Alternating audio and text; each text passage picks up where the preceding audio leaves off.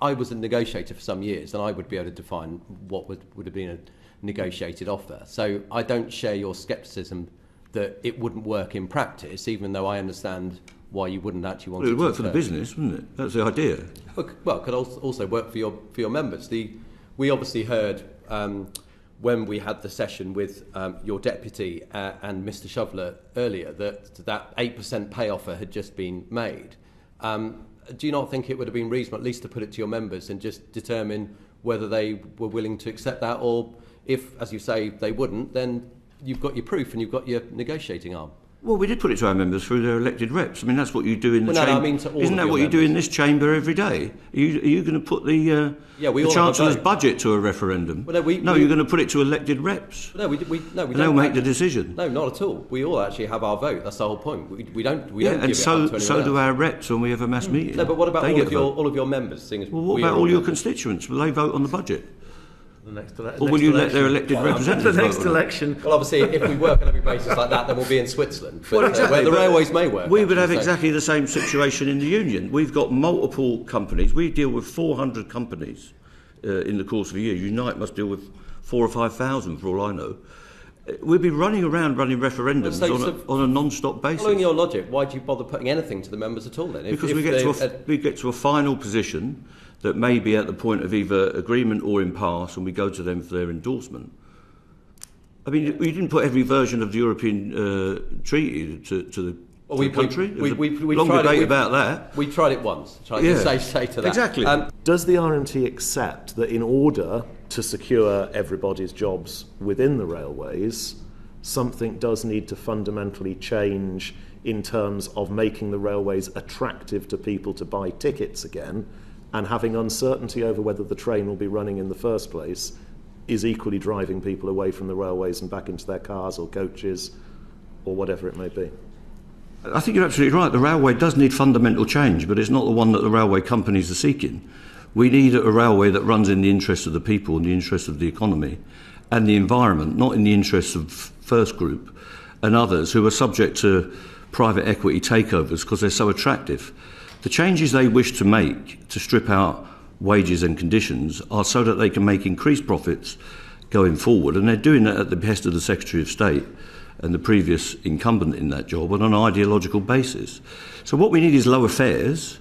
We need an incentivisation for people to get out of their cars and onto the railway. They won't do that with the current fare structure and the current industry structure, and they won't do that with the industry structure that's proposed under the Shapps White Paper for Great British Rail, because you'll keep the corrupt system of railway privatisation where there is no risk, where these people have got a one-way ticket to profit, as you've just heard, where even if they score 0 on customer satisfaction and are unable to run the trains at all when there's no industrial action because they've declared war on the staff and on the passenger, they will make profit no matter what happens, because that's the structure that's been put in place.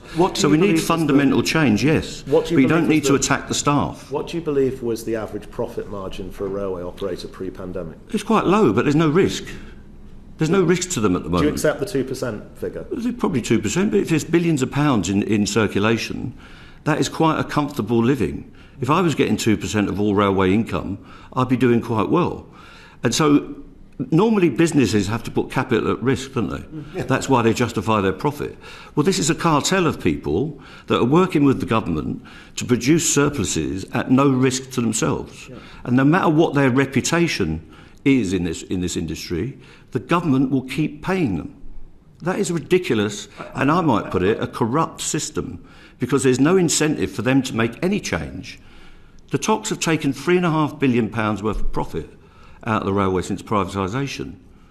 They haven't done anything for us because they've got no risk. And when they've had risk, they've handed back the keys. Mr. Lynch, I would like to get into this profit point, because I think these figures are disputed. I've seen things from your union that talks about £500-600 million profits, and yet there is equally data out there that suggests since privatisation, as you've raised it, that passenger numbers in fact doubled on the railways and have reduced roughly a £2 billion annual operating loss. And some of your figures don't seem to take into account the rolling stock costs and the supply chain They do, costs. and the rolling stock companies are making vast profits. Last year, when there were virtually no passengers, they made £150 million worth of profit. We will disagree on whether profit is a good or a bad thing, I'm Profit's sure. okay, However, the return of risk, though. I'm trying to understand, for the evidence base of this select committee, where the real profit is, because there is a lot of analysis out there that suggests the real operating profits of the railways is likely to be post-pandemic somewhere between 100 and 150 million pounds. Now, I'm sure we'll agree that is a lot of money, but that translates to about a 2% pay rise for 1 year, not the sort of numbers that we're talking about. So, well, how does it translate to a pay rise? They could make the pay rises without getting rid of their profits. And you've got to ask the question, why are they in this business at all to make profit? We don't need private rail operating companies. We've got with LNER and several other operators who couldn't cope. We don't need the incentive of private companies. Understand, you just said that they could make pay rises without impacting their profits. So where else is the money going to come from? It doesn't necessarily wipe out all of their profit, but I would be very happy if we had no private sector rail operators and we could pay the staff a proper wage. In terms of the Secretary of State, well, the previous one just kept abusing me and everybody else and calling me a baron and all this business and a militant. And I don't think the people that support us, the people who are out on our picket lines, are a bunch of militants. I think they're men and women who want a square deal off their employer. What it needs is a new atmosphere. They've cut the funding. They've cut it on London Transport as well, which is why we've got difficulties there. It's $4 billion in total. So we could settle these with a bit more funding. People don't want to hear that, but if you're cutting money, you have to put up with the consequences, and we're hearing that all over the economy. But creating a different atmosphere is helpful. So I know that leading people, Sir Peter Hendy, the chief execs and various others have been to see the Secretary of State, which is good. I hope they get a new mandate. I think it's strange that Steve Montgomery isn't here today answering questions as to what his role is as the chair of the RDG and the person who's running Avanti directly. Why they've sent somebody who claims to know nothing about the disputes is beyond me, because they could have got direct knowledge on that. So, to be fair, that would be my fault, because I didn't actually invite him in that sense. So we wanted to hear about Avanti's operations and Network Rail's negotiations. So he's running the operations of Avanti at the moment. So it's helpful that there's a different mindset, I suppose, and a different approach, and it's helpful that she's met us. But we have to see something at the negotiating table that changes the formula, the paradigm, whatever the posh word is, that we're going to take forward. But at the moment, we haven't seen it. But if I can perhaps sum up, would you, on behalf of your members, ever accept driverless trains? And without you immediately saying no, say, for instance, a 50-year-old driver was offered severance pay for driverless trains to take place, say, of, I don't know, $500,000. I'm not going into negotiations with you at this point. But would you put that to your drivers, or would you just dismiss that out of hand? Well, we don't think it's safe to have driverless trains on the mainline railway. So you would have to spend more money than Kwasi Kwarteng has printed last week to bring in driverless trains in this country. The ability to detect cattle and sheep and people crossing, we can't even work out level crossings in this country. Network Rail have not got the infrastructure. We haven't got automatic signalling, only on one route to Machynlleth, I think, at the moment. So you are decades and decades away from that becoming a question. And if you want to go up to the Highlands of Scotland and have a driverless train, you'll have a train that is stopped forever, because there's no infrastructure, and this government is not going to give it any investment, even towards getting a more efficient railway system. The only real new signalling projects you're getting are on things like HS1, and there are little piecemeal bits around the system. So you admit it works on DLR? Well, they are attended trains, and our members on DLR drive those trains as soon as they've lost coherence with the signalling system. So there is always a person on those trains. DLR has got exactly the same crewing requirement as a London Underground train. There's a person that is capable of driving that train on it and is responsible for the dispatch. So it's not true that there's a driverless train. The person on it is a qualified driver. Okay. Chairman, I'll go back to you because I know there's other people getting more complex.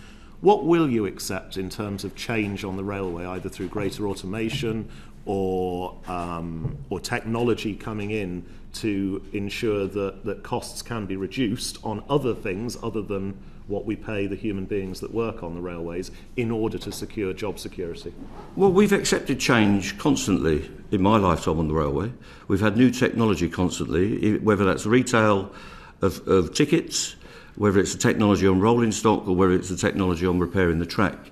And we are constantly in dialogue with Network Rail about that. What we won't accept is a decline in safety standards, where they're going to cut 50% of the maintenance standard tasks, where they want to make our people work permanent nights, which we think endangers them, and they want to make our people have a work-life balance that is entirely unacceptable.